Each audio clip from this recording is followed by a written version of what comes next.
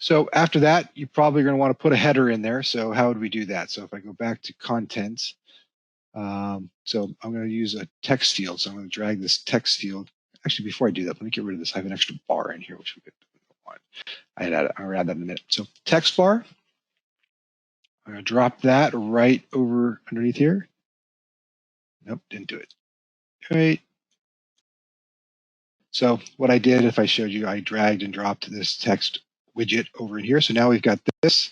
So this was going to be our header, we said, right? So you can type in this. We'll just call it header. All right. So now we got to style it though, because that just looks like plain text. So we're going to style this, right? By clicking in this field, it defaults to the style section. So first thing we can do is make the font size a little bigger. So maybe we want to make it 24. We're going to make this bold. And then, of course, we're going to want to center it. All right.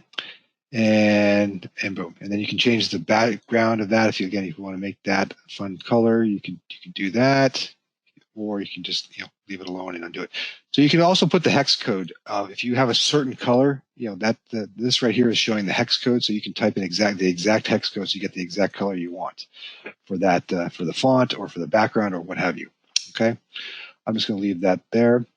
So after that, building it, we're going to put in some more text. So I'm going to put another text box underneath that. So this is where you can just take, hello customer, ...